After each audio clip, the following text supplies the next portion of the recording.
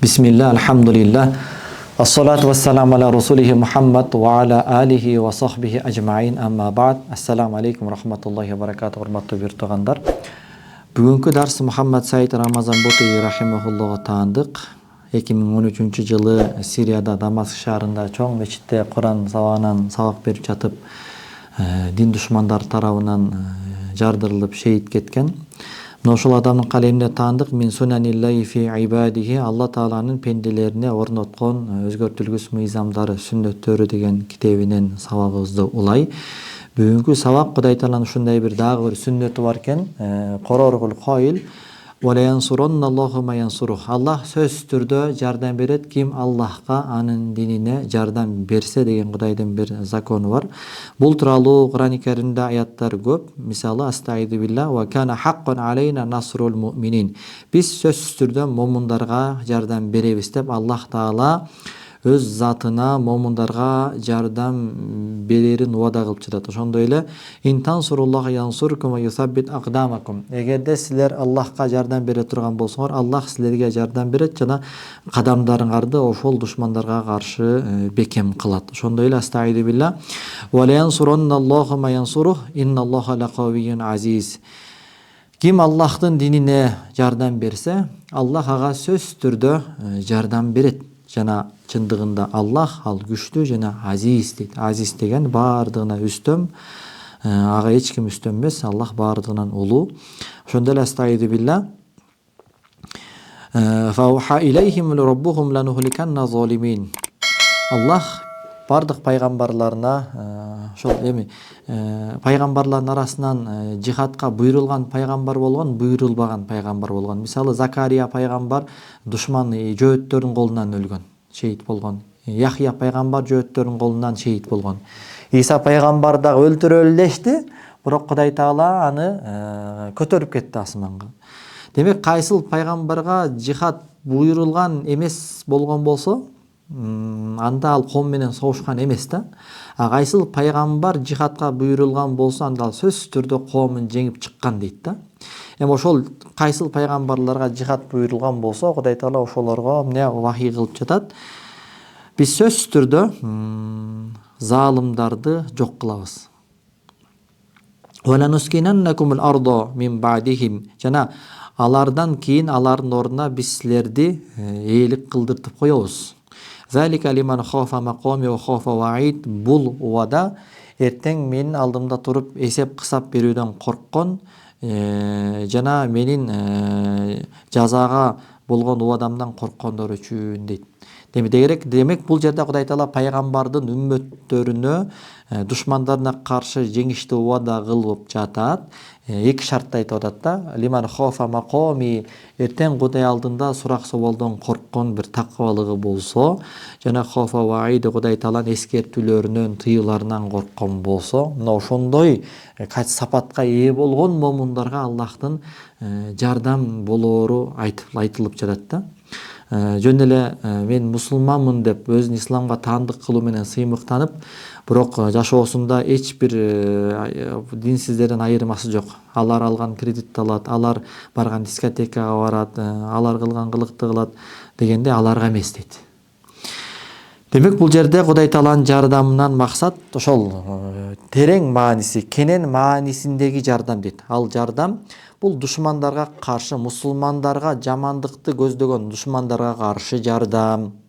Алардын ортосуна ынтымак берүү, алардын цивилизациясын, экономикасын өстүрүү, аскердик күч кубатын, мамлекеттин казынасын, илим, билим, техника ар тараптан болгон Кудай Тааланын жардам бул жерде айтылып жатат дейт. Тек гана душманыңды жеңдиң, анан ал эле эмес дейт бул жерде Мухаммад Саид Рамазан Ботуй айтып атат. Аллахтын кайсыл жардам бул жерде убада кылынып жатат? Эгерде Аллахтын динине жардам берсеңер, такыба болсоңор, Кудайдан корксоңор дегенде, жалпы кенен маанисиндеги жардам убада кылынып жатат дейт. Демек, ушул аяттан сен байкай турган болсоң, Аллах Таала момундарга, өзүнүн пенделеринин арасынан момун пенделерине ушул кенен маанидеги жардамды убада кылганы кайсыл нерсеге күрөөгө коюлган? Бул мисалы сен банк сага акча бериш үчүн карызга сөзсүз түрдө сен күрөөгө бир нерсени коюшуң керек, болбосо бербейт. Алтын, машина, айтор ошол суммадан ашса ашып, кем калбаган баада бир кымбат буюмду күрөөгө коюшуң керек. Кудай Таала дагы бизге бул жардамды берем деп атат, бирок бизден күрөө сурап атат. Ал эмне? Аллага болгон садык, чынчыл ыйман, чыныгы ыйман, шексиз ыйман. Тоолорду шамалга туруштук бере турган тоодой болгон ыйман. Эртең бирөө келип сага акча сунса, акчасына азгырылып диниңди, элиңди, жериңди сатып жей тургандай ыйман эмес. Эртеңки күнү баптисттер келип акча сунса, эмпошниктер келип акча сунса, диниңди, жериңди сатып жей турган ыйман эмес. Чыныгы, омкорулбас тоодой болгон бекем ыйман жана ыймандан кийин Кудай Тааланын диндеги таалимдерине кармануу. Орозо тут деди, лаппай. Намаз оку деди, лаппай. Туганчылык мамилени карма, ошунун акысын бер. Мамлекеттин акчасын урдаба. Ошого окшогон диндин таалимдерине лаппай деп аны кармануу, аны менен жашоо. Мына ушул нерсе момундардын ушундай иш-аракеттерине анан Кудай Таала жардамды убада кылып жатат дейт.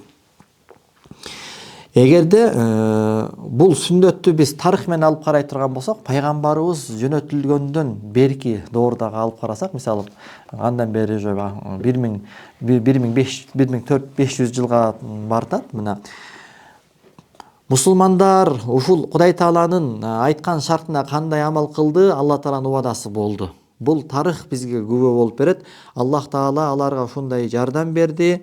Алардын ортосундагы ынтымак, ырксыздыкты кетирди, ортосуна ынтымак келди.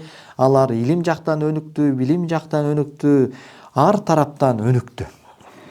Болбосо ушул күнгө чейин европалыктардын баштары маң экен.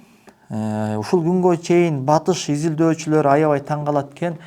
Кантип уру болуп бөлүнүп жашаган. Илим, билим, маданияттан алыс. Атүгүл окуп жазганды билбеген. Ушундай бир төмөн даражадагы коом кантип эле чейрек кылымда 25 жылдын аралыгында кылымдык вековой государстволор талкалап салды. Персия от барасы эле аларды мусулман кылып салды, Персияны бастырып, Европа, Египетти алып койду, Рим империясын, Византияны, килеген державалары талкалап салды да, элестет. Чөлдөрдө жашаган бедуиндер. Буга дагы эле таң калып келишет дейт да, алар мунун сырын билбей келишет дейт да. Атүгүл Аус менен Хазрач деген эки уру болгон Мединада. Булар болор болбос нерсеге эле бири менен кырылып, кан төгүп жатып калган экен. Анан пайгамбарыбыз келиш менен аларды ынтымактуу кылып, бир ага бирини кылды. Баягы ушунчалык деңгээлге жетти. Бир кумара суу, бир кумган, бир карапа суу деп китептер жазылып чыкпады. Ошол согуш таласында, Ярмук согушунда, ошол бир кездерде болор болбос сен төөң менин коромдо чөптү жеп коюпту, ошон үчүн чыр чыгарган бирөөлөр согуш алдында каны катып жатып, суу берейин деген жоокерлерге ар жактагы суу сурап аткан адамга сууну жеткиргиле деп, ал болсо андан аркы өлүп аткан адамга сууну жеткиргиле деп өлүп баратып дагы ошол каны катып барат дагы сууну аркы тууганы ыраа көргөн даражага жеткирди пайгамбар алейхиссалату вассалам. Аларды пайгамбар асмандагы жылдыздардын даражасына жеткирди. Алар тууралуу Кудай Таала Кур'ан-ы Каримде радияллаху анхум, Кудай алардан ыраазы болду деп айтты.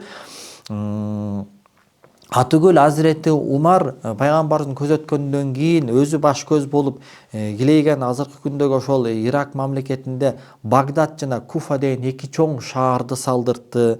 Ага эмне деген архитекторлорду жалдады, эмне деген ага курал жанакындай строй материалдар кетти.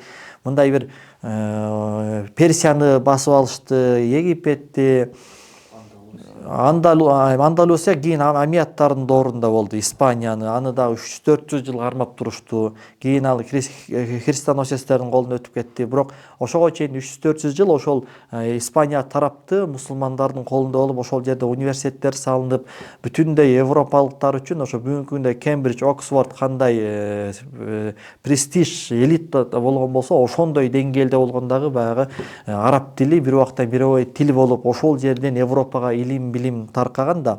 Ошондой бир деңгээлге жетти. Мен деген физикадан, алгебрадан, ар тармактан илимдүүлөр чыкты. Биягы дин жагынан, биягы илим жактан, светтик жактан, ар тараптан, экономикалык бюджет жактан, жөлөк пул, пособия, жетимдерге жардам, жесирлерге жардам, картаңдарга пенсия дегенди эң биринчи болуп Азирети Умар ойлоп тапты. Айтор болуп көрбөгөндөй бир өнүгүү болду.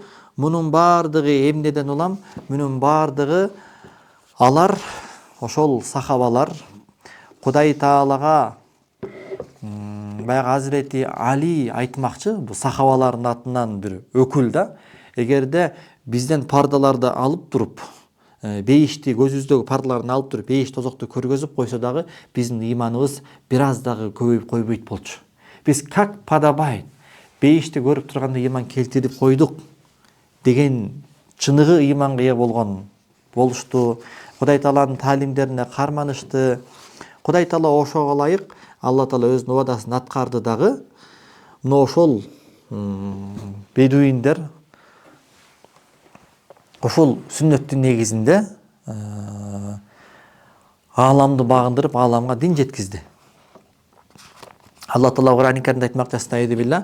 Va'adallahu allazina amanu minkum wa amilu salihati la yastakhlifannahum fil ardi kama istakhlafallazina min qablihim wa la yumakkinanna lahum dinahum allazi irtada lahum. Allah Taala силердин араңардагы ыйман келтиргендерге жана ошонун негизинде жакшы солих амалдарды кылгандарга убада кылды.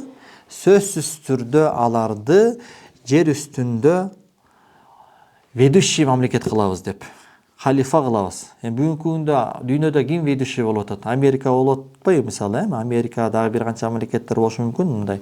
Дүйнөнүн тагдырын чечкен мамлекеттер болуп атпайбы? Ошол мусулмандар, бир уч мусулмандар ошондой болду. Жер бетин тагдырын чечкен, жер бетиндеги ведущий, башкарган мамлекет болуп, халифат болуп калды. Мына ошол убада аткарылды. Жана Аллах силерге ыраазы болгон динин толук түрдө силер практика жүзүндө аткарууңарга дагы мүмкүнчүлүк берет деген. Бир убакта Каабанын алдына барып намазды жашырын окуй албайт эле, ачык окуй албайт эле. Деле намаз окуганын көрүп калса, меккелик путпарастар аларды өлтүрүп коет эле. Үйлөрүнө жашырып намаз окуйт эле. Талимди жашырын кылышат эле. Аллах деген сөздү, ла иляха иллаллах сөзүн ашкер айтып алсаң эле өлөсүң же өлгөнчө токмок жейт эле. Мына ошондой учурда бул Мекке доорунда убада кылынган аят да.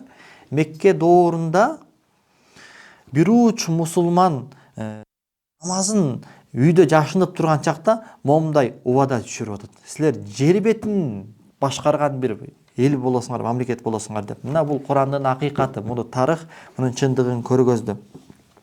Мына ошондойчо Кудай Тааланын бул сүннөт эрежеси тарыхта болуп келди. Качан мусулмандар ыймандарында бекем, диндин таалимдеринде бекем болду, Алла Тааланын кенен маанидеги жардамы аларды коштоду. Кенен мааниде деген дагы айталап айтабыз, ар тармактан душмандардын үстүнөн үстөн болуу, экономикалык жактан, саясий жактан, илим, билим, техника, цивилизация ар тараптан. Мейли Амият доорун алып карайлы, Аббасия доорун, Осмон дөөлөтүн, Селчуктарды, сахабалардын доорун, качан ушул нерседе бекем болду, Кудай Тааланын бул сүннөт эрежеси ишке ашып келди.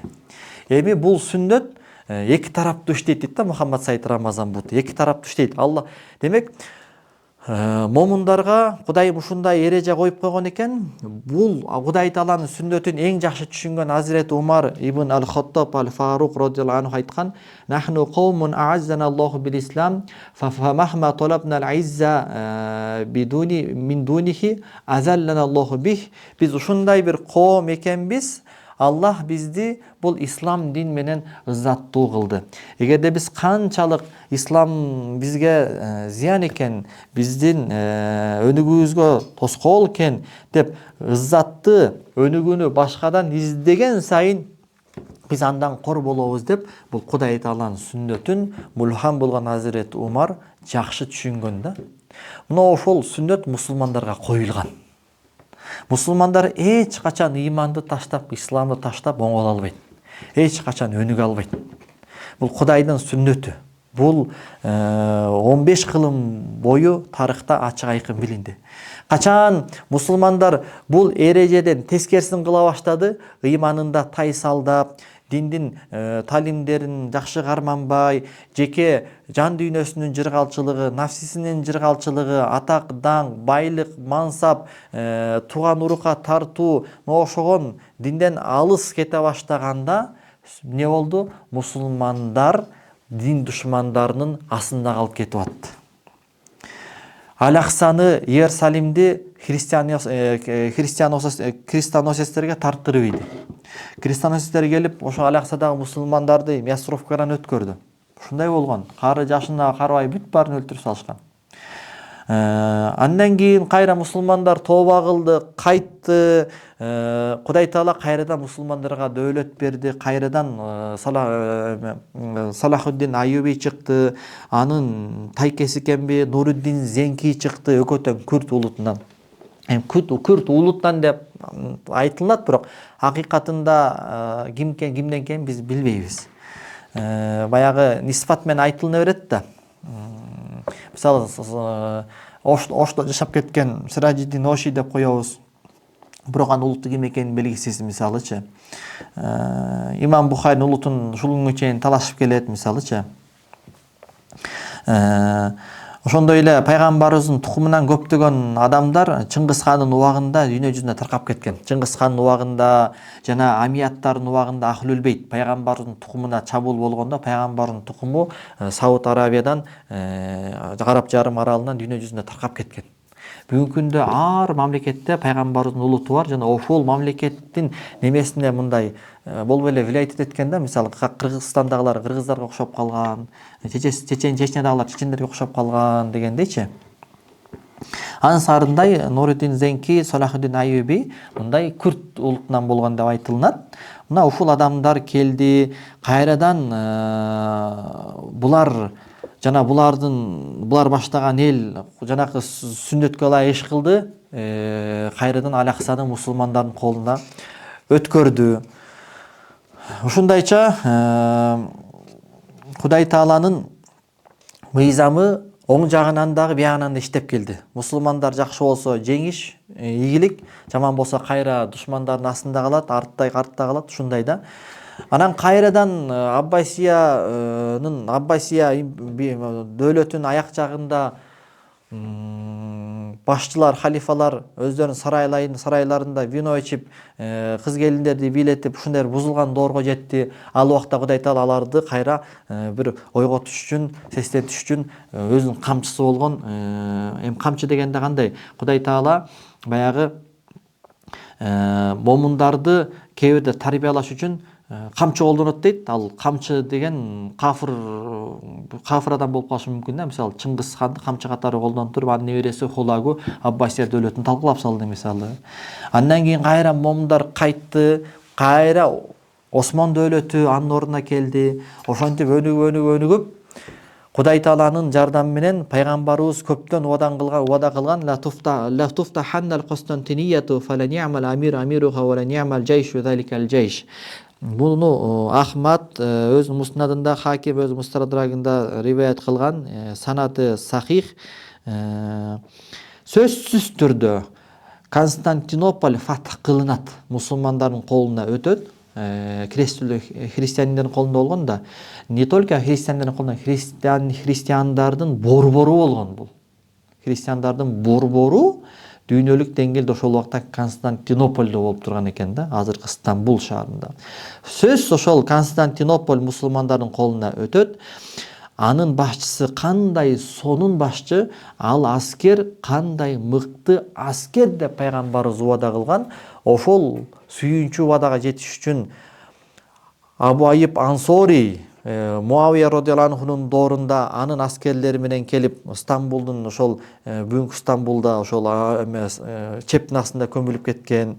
Муавия 4 жолу радыйаллаху анху аракет кылган болгон жок. Андан кийин Амият аракет кылды болгон жок. Андан Аббасия империясы 5 жыл аракет кылды болгон жок. Кудай таала насип кылыптыр. Осмон дөөлөтүнөн Мухаммад Фатихке насип болду да. Демек ушул жердеги аалымдар далил кылышат, Мухаммад Фатих ким болгон дейт. Мухаммад Фатих бул Ханафи мазхабын карманган дейт. Мухаммад Фатих бул Матуриди акыйдасында болгон дейт. Мухаммад Фатих Накшибандия тарикатын карманган дейт. Демек бул далил го дейт өзү эле чымдай дагы. Кашан ичинде кыстармада пайгамбарыбыз сүйүнчүлөп жаткан адам этикады кандай болуп атат, юриспруденциясы кандай болуп атат, тасаввуфу кандай болуп атат мисалычы. Кээ бир душмандар муну дагы көрө албай, улутчулдук сезими өтө күчөп кеткендиктен саудиялык бир доктор өзүнүн Ашроту Саа деген бир китебинде, ошол 5-чи басылышы болчу мен окуган китеп, муну айтып атат, жок ал деген ал Мухаммад Фатих эмес, хадисте айтылган адам. Кана бүгүнкү күндө Түркия менен мусулман, бүгүнкү күндө Түркиянын жарымынан көбү мусулман эмес. Ал эле бул эле аны деген араб фатих кылат, аны Мегди фатих кылат деп атат да баягы китебиндечи. Субхана, бул эмне деген жаман илдет, эмне деген таассуптук, эмне деген нацисттик булчу. Болбосо бил ижма, бир бүтүн аалымдар бир ооздон ошол хадисте айтылган адам Мухаммад Фатих экендигинде эч киминде шек күмөн жок да. Ал адамдын такыбалыгы, ал адамдын илими тууралуу дагы айтса ажайып, керемет. Муну ошондойчо Кудай тааланын сүннөтү кылымдар бою тарых барактарында кандайча ишке ашканы биз көрүп келдик дейт да. Анан кимдир бирөө суроо бериши мүмкүн дейт, эми эмне себептен мусулманга динсиздердин үстөн болуусуна Кудайым жол берет, ага Кудайдын ыраазы болгондугунан улам, ага аны бир колдогондугунан, ага бир жардам бергендигинен уламбы десе, жок дейт. Бул баягы пенделердин ойго түшчүн дейт.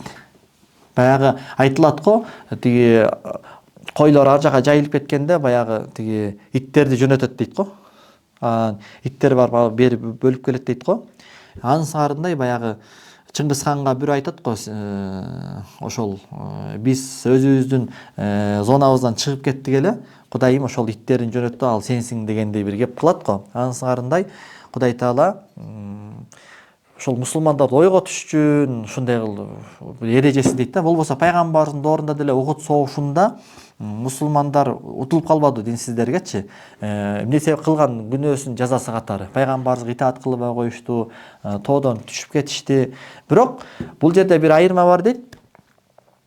Качан момундар Кудай таала менен ушул келишимде бекем болсо, иманында бекем, ишениминде бекем болуп, ислам дининин буйруктарын жакшы карманышса, булардын дөөлөтү улана берет экен да. Булардын дөөлөтү улана берет экен. Мисалы көрбөдүкпү мына ислам дөөлөтү дээрлик 13 кылымга чейин уланды дейт да Мухаммад Саид Рамазан Боти. Амият дөөлөтү 90 жыл, андан кийин ал урап бараткан орун Аббасия келди, 500 жыл, ал урап баратканда селжуктар болуп отуруп Осмон дөөлөтү келип 600 жыл. Дээрлик 13 кылым бою мусулмандар дүйнө жүзүн башкарып келди дейт да. Анан арасында мындай болуп турат дейт. Арасында кээде утулуп калып, кандай эле пайгамбарыбыздын ошол 13 жылдык Медина доорунда арасында кээ бир учурларда утулуп атты да, мисалы бир-эки эле жолу Ухуд согушунда бир утулду. Ошо анан анда дагы бирок мындай кенен алып караганда мусулмандар уттуу болуп чыгып калат да, анткени согушта утту деп айтылыш үчүн ол жолдорду алып кетиш керек экен, эркектерин кулдук алып кетиш керек экен да. Ухуд согушунда бир дагы адам туткунга түшкөн эмес, бир дагы олжо алар тарапка өткөн эмес. Тескерисинче кайра эртеси күнү мусулмандар аларды кууган да. Айтор, залымдардын бийлиги уланбайт экен. Залымдардын дөөлөтү уланбайт экен. Эми бул жерде уланбайт экен дегенде дагы башка жеринде айтат, жеке адам менен мамлекетти бир улутту салыштырып болбойт дейт да. Мисалы, улуттун бир мамлекеттин бузулуусуна чейрек кылым керек дейт. Как минимум чейрек кылымдан 1 кылым керек дейт. Ошондой эле оңолуусуна дагы как минимум чейрек кылымдан 1 кылым керек дейт. 25 жылдан 100 жылга чейин керек дейт да. Анысыңарындай. Мисалы, бүгүнкү күндө дүйнө жүзүндө эң көп зулумдук кылган, мисалы, ошол террористтик маанайдагы еврейлер болуп атат да. Эми жалпы баягы элге тишкен жокпуз, бирок ошонун арасынан террористтик көз караштагы еврей элдери болуп атат. Мына ошолордун зулумдугу тетиги 1970 жылдардан баштап күчөп келатат да. Ага чейин эле келишкен го, конечно. Анан уже мына 50 жылдан өтүп бартат. Анан кана булардын дөөлөтү уланып атпайбы, булардын жазасы берилбей атпайбы деп бирөө сурай бериши мүмкүн дейт. Бирок адам менен улуттун өмүрү узунураак экөө чоң дейт да. Мисалы, бир адам зулумдук кылса, 1 ай кылар, 1 жыл кылар, бирок бат эле иши бүтөт да. Бир адам оңолсо да бат эле оңолуп кетет. Жарым жылда, 1 жылда, бузулса да бат эле бузулуп кетет, жарым жылда, 1 жылда. Бирок бир эл, бир мамлекет оңолуш үчүн кеминде 25 жыл керек дейт, кеминде. Бузулуш үчүн дагы кеминде 25 жыл керек дейт. Анысыңарындай бул зулумдук дагы ошого жараша эсептелет дейт да. Мисалы, анын зулумдугу мындай Рамазан Бути рахимахуллонун иштихады боюнча мындай 25 жылдан 100 жылга чейин зулумдугу улана берет деген сөз да. Анан анын үстүнөн Кудай Таала ошол Кур'ан-ы Каримде залымдарга убакыт бираз убакыт берем деген да. Анткени себеби бул жашоодо дагы Кудай Тааланын мындай бир адилеттүүлүгү бар, даанышмандуулугу бар. Элестет, сразу зулумдук кылганда эле башка жеп отурсаң, анда эч ким зулумдук кылбай калат да. Эми зулумдук дегенде эле бирөөнүн акысына киришмес, зулумдуктун түрлөрү көп, бирок бир күнөө кылып зулумдук кылсаң эле башка жеп отурсаң, анда сенден өтүгөн таква киши калбай калат да. Ошондуктан Кудай Таала мындай бир сыноо майданы болгондуктан залымдарга убакыт берип коет экен. Ал залым кайра капырлыгы менен огушпай туруп алданат экен да. Мен жакшынакай эле жүрөм, сонун эле жүрөм, өнүп атам, өсүп атам, баары сонун. Значит, меники баары эле жакшы, мен туура жолдомун ойлоп калат экен да бая. Кудай Таала Кур'ан-ы Каримде дейт: "Ва ла тахсабанналлаха залиман амма я'малу ва ла тахсабанналлаха гафилан амма я'малу залимун." Залымдардын кылып аткан кылыгынан Аллах Тааланы кайдыгер билбейт деп ойлой көрбөгүн. Иннама юахирухум лияумин ташхасу фил абсар. Аллах алардын жазаларын көздөр чанегинен чыгып кете турган оор күнгө калтырып кечиктирип атат дейт да. Анын үстүнөн Мухаммад Саид Нурси рахимахулла айтмакчы, бүгүнкү күндө мисалы Палестинада 100 миңге жакын адамды уже кырып салышты. Миңдеген балдар жетим калды, миңдеген аялдар жесир калды. Тим эле кан жутуп атат, аны сүрөттөп болбойт да. Ошого бул дүйнөдө кандай жаза бар? Алар аны эмне 20 жылга кесип жазалайсыңбы? Же өмүр бою эркинен ажыратып жазалайсың? Эмне кылып жазалайсың? Бул дүйнөдө алардын бул кылыгына ылайыктуу жаза жок дейт. Мындай чоң кылмыштардын жазасы бир гана Кудай Тааланын махшардагы сотуна калтырылат дейт. Бир гана тозок оту дейт. Ошого Кудай Таала айтып атат: залымдардын кылыгынан Алла Тааланы кайдыгер деп ойлой көрбөгүн. Аллах алардын жазасын көздөр чанегинен чыгып катып кала турган ушундай бир улуу коркунучтуу күнгө калтырып койгон дейт да. Анан дагы мындай эреже бар: "Ал-куфру ядум ва зулму ла ядум" деген эреже бар да. Капырлык улана берет, бирок зулумдук уланбайт деген эреже бар да. Бул деген сөз Кудай бир капыр, жөн эле капыр. Капыр дегенде мындай бирөөнүн барып акысына тийген жок. Өзүнчө бир атеист, бирок как закон уган жаран катары, эл катары жашоосун жашап өттү. Бунун жазасы Кудайым кыяматка калтырат дейт. Ошондуктан буну кафырлык улана берет дегени ошол да, жазасы кыяматка калтырат дейт. Ал эми ва зулму ла ядум, зулумдук уланбайт дейт да. Зулумдуктун жазасы сөзсүз түрдө берилет дейт да. Ошондуктан сөзсүз түрдө бүгүнкү күндө Палестинадагы мусулмандардын жанын кыйып 100 миңден адамдарды кан жуттуруп, миллиондогон мусулмандарды руханий жактан эзип аткан бул кылыктар үчүн алар бул дүйнөдөгү жазасын алат. Болгону качан алат? Ал Аллахка гана маалым. Анын үстүнөн Кудай Тааланын бул жөөттөргө койгон өзүнчө бир сүннөт закону бар да. Астайды бил ал мындай дейт. Кур'ан-ы Каримде, Исра сүрөсүндө келет да. Мындай деп келет. Астайды билlah, Кур'анда мындай деп келет. Бул жөөттөр тууралуу Кудай Тааланын бир закон сүннөтү бар да. Фаиза жаа вa'ду неме деп келет. Ва qadayna ila bani Israila fil kitabi la tufsidunna fil ardi marratayn wa la ta'alunna 'uluwan kabira. Бул 4-нче аят Исра сүрөсү. Бул Исра сүрөсү алымдар айтат, жөөттөрдүн эң жаман көргөн сүрөсү дейт. Анткени бул Исра сүрөсүндө жөөттөрдүн талканала тургандыгы, булардын жок боло тургандыгы тууралуу кабарланган дейт да. Биз жөөттөргө кабарладык, алардын Тоорот китебинде, жер бетинде сөз түрдө эки жолу аябай чоң бузукулук кыласыңар дейт. Жана жер бүтүндө, жер үстүндө өтө чоң текеберлик кылып баш көтөрөсүңөр дейт. Биз Исраил уулдарына, жөөттөргө кабарладык, Тоорот китебинде силер жер үстүндө эки жолу сөз түрдө өтө чоң бузукулукту саласыңар, жана жер үстүндө текеберлик кылып баш көтөрүп, ушундай бир чектен чыгасыңар.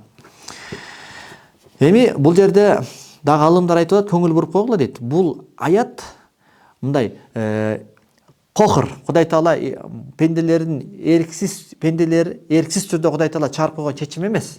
Мен чечим чыгарып койдум, силер жер бетинде эки жолу бузукулук кыласыңар эмес.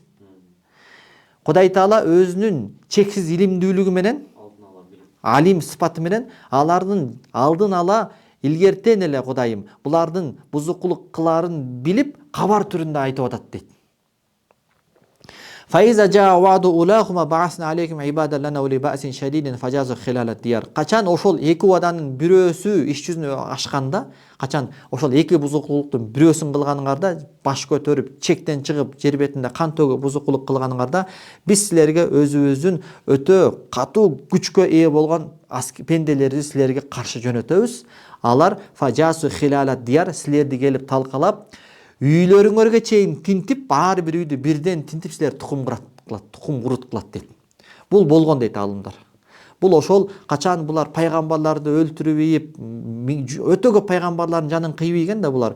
Ошондо Кудай Таала буларга ошол булардан дагы жаман, булардан дагы бетер, булардан дагы залым, булардан дагы капыр болгон, отпарас болгон Бухтанасарды буларга салган дейт. Бухтанасыр ошол убактагы жер ааламды башкарган бир падыша болгон дейт. Бухтанасыр буларды келип аскерлери менен Алаксага кирип келип, үймө-үй кыдырып 70 миң жөөттү кырып ийген дейт. Чүт эле буларды тукум кырыт кылып салган эмес, тукум курут салай кырып салган дейт да, чүт эле. Анан эмне дейт? Улантысында ва кана вa'да маф'ула, бул Кудай Таала бул эми сөзсүз аткарыла турган, эми Кудай Таала илиминде неме да? Кудай Таала илиминде ката кетпейт. Кудай Таала ушундай деп билди, ушундай болмок, значит.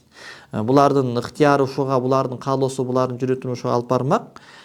Сумма радатна лакумул каррата алейхим ва амдатнакум би амвали ва банина ва жаалнакум аксара нафира. Соң биз силердин пайдаңарга, ал душманыңарга кайсы силерге кайрадан биз силерге кайра дөөлөт бердик дейт. Ошентип булар кайра тооба кылып кайтып, акмак болдук, бизден кетти гой, динибизге карманалы деп тооба кылып кайтып кайра динге карманганда, ошол убакта ислам динин карманган, таухидти карманган жалгыз эл болгон да жөөттөрчү. Кайрадан Кудайга кайтканда ал душмандарга каршы, душмандар бутпарастар болгон. Душмандарга каршы биз силерге дөөлөттү кайтарып бердик дейт.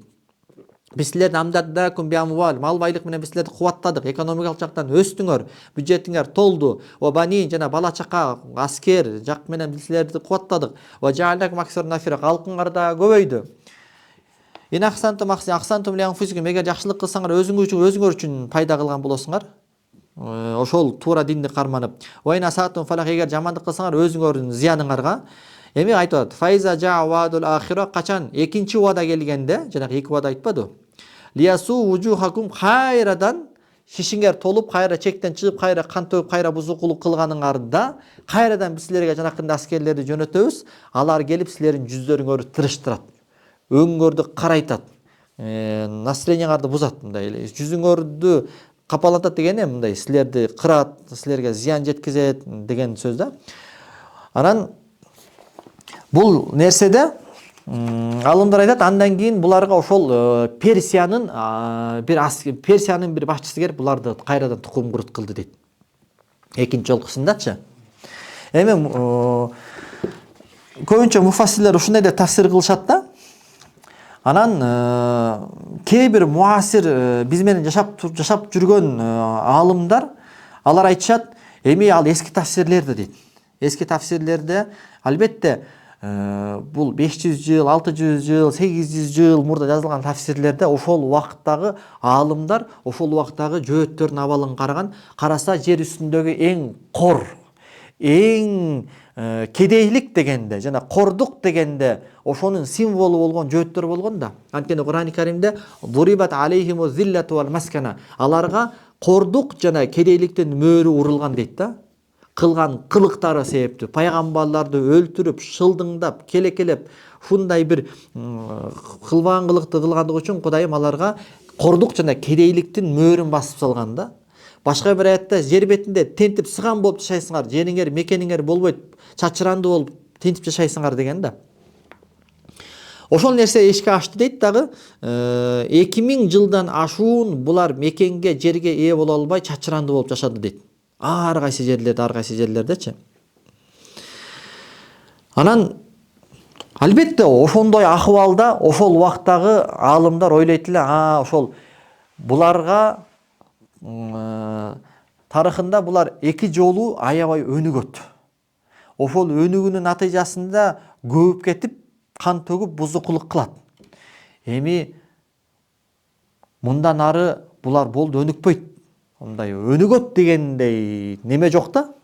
Сүрөт жок. Анткени эң кор, эң чачыранды, эң алсыз, эң кедей эл болуп атса ойлобойт да өнүгөт депчи. Ошого алар уже ошол эки жолку өнүгүүсү жана эки жолку өнүккөндөн улам көп кан төгүүсү тарыхта болгон деп тафсирлеген дейт. Мен айтат элем дейт, ошол экинчи жолкусу мына ушул кылымда болуп атат деп айтат элем дейт да. Анткени себеби чындап эле эми бул ал алымдын жеке ою канчалык муhtамат, канчалык мунун ою салмактуу бир Кудай билет. Бирок мындай акыл менен бир карап койсо болот.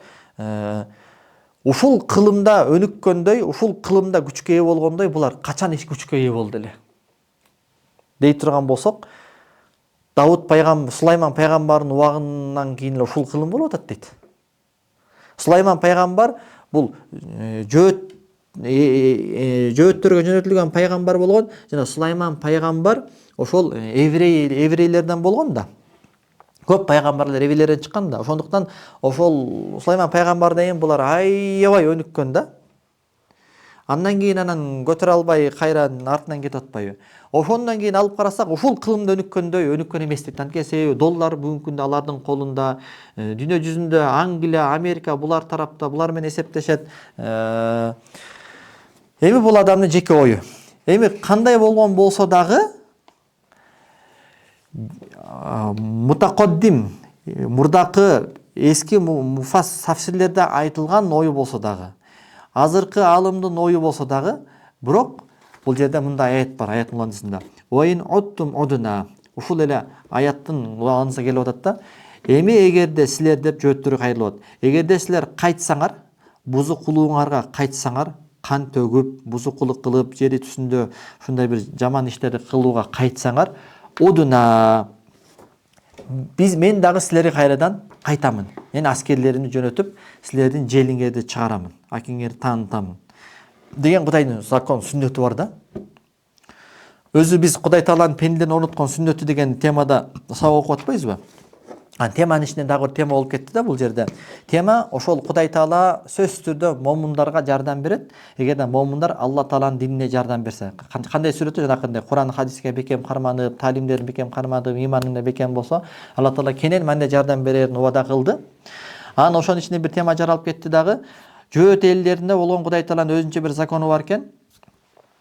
Булар жер бетинде бузукулук кылып бир чегине жеткенде, Аллах аларга сөзсүз аларды жазалай турган бир аскерлер жөнөткөн. Айырмасы жок дейт алымдар, муфассирлер. Ал аскерлер мусулмандар болушу мүмкүн, мусулман эмес да болушу мүмкүн дейт. Көптү чегинен чыкты, Бухту Насырды жөнөттү. Отпарас. Көптү чегинен чыкты, Отпарас Персиянын бир башчысын жөнөттү. Дагы көптү чейинен чыкты, пайгамбардын доорунда Мединадан сүргүндө өлдү. Кайра көптү чейинен чыкты, Азирет Умардын убагында Араб жарым аралынан, Саудия мамлекетинен сүргүндө өлдү. Дагы чейинен чыкты, барган жерине батпай улам сүргүндөлүп кете берди дейт. Баягы интернетке чыкпадыбы? Бир 100гө жакын мамлекетте жазышыптыр го. Европанын тиягына барыптыр, аяка да батпаптыр, сүргүндөптүр, тиягына барыптыр, тиягына барыптыр. Кайсы жерге барса батпаптыр да.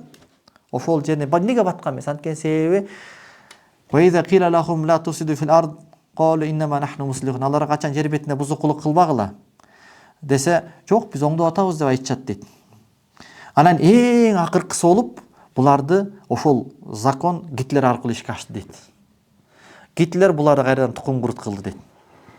Чөт эле өлтүрүп тукум кылып салбады дейт да. Ошол Гитлердин YouTube'да бир видеосу бар. Ошол видеосунда өз сөзү менен эски кадр, этаждардын арасында элдер чогултуп сүйлөп атат. Гитлер айтып атат да, бул эл эки элдин ынтымак жашап атканын жакшы көрбөйт дейт. Эки элди уштуруп, разделяй, властвуй, бөлгүн, парчалагын, башкаргын деген нерсени жакшы көрүшөт деп атат да. Андыктан бүгүнкү сабактан ала турган пайда, биз кенен чөйрөгө кийилишпестен өзүбүздүн тар чөйрөбүздү оңдой берсек, мамлекет өзү өнүгүп кете берет экен. Качан мусулмандар биригет, качан андай болот, качан мындай болот деп тиякты самабай, өзүңдү оңдо, ыйманыңа бекем бол, динди канчалык карманып атасың, кошуна колоң, дос, ушинтип ар ким өз тар чөйрөсүн оңдоп кете берсе, кенен чөйрө өзү ушундай бир оңолот дейт. Мен таза болсом, сен таза болсоң, коом таза болот дейт.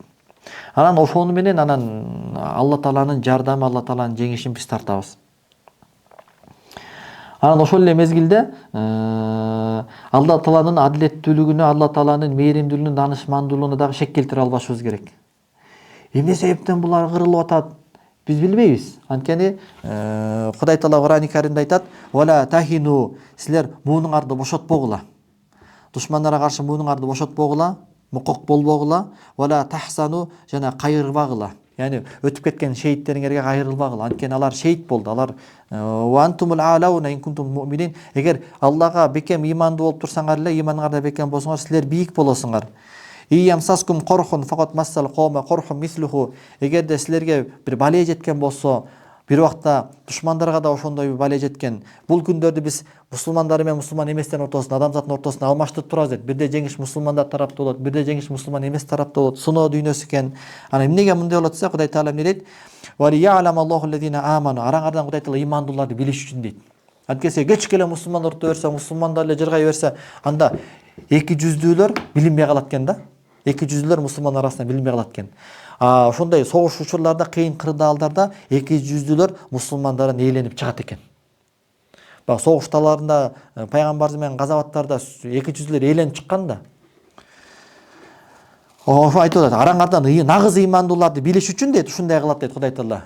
Ийгилик менен утулууну алмаштырып турат дейт адамдар ортосунда. Араңардагы нагыз ыймандууларды билиш үчүн жана яттахиза минкум шухада, араңардан шейттерди алыш үчүн дейт да. Анткени себеби шейиттик даражадагы бул чоң бир ийгилик. Айтат го хадисте, шейит болгон адам кайрадан 1000 жолу жашоого келип, кайрадан 1000 жолу, 100 жолу шейит болсо экен деп самайт дейт да. Ошонун даражасын, сообун билгендиктен. Ошондуктан бүгүнкү күндө биз ошол ыйлап аткан ошол жетим балдар, алардын аталары шейит болуп, эшин эң жогорку даражаларына ээ болду. Анын үстүнөн алар мазлумдар, кан жутуп атат. Алардын дуалары текке кетпейт. Алардын дуалары сөзсүз түрдө Аллахка жетет. Болгону Кудай Тааланын баягы Ибн Атаилла Сакандар айтат, сен дуа кылганда эч качан үмүтүңдү үзбө. Анткени себеби Кудай Таала дуага жооп берүүнү убада кылган, бирок сен каалаган убакытта эмес, өзү каалаган убакытта, сен каалаган шартта эмес, өзү каалаган шартта дейт да. Ошондуктан биз пендечилик кылып, азыр эле барып жазасын алып, азыр эле баары сонун болуп кетсе экен дейбиз. Бирок чексиз даанышман болгон, чексиз мээримдүү болгон Аллах Таала качан кимди жазалайт, качан кимге жардам берет, өз мээри менен, данышмандуулугу менен эң жакшы билет. Ошондуктан аны Аллага тапшырабыз. Өзүбүз болсо өзүбүздү оңдоп, чөйрөбүздү оңдоп, элибизге кызматыбызды кыла беребиз. Субханакаллаху бихамдик, ашхаду ан ла илаха илля анта астагфирука ва атуби илейк.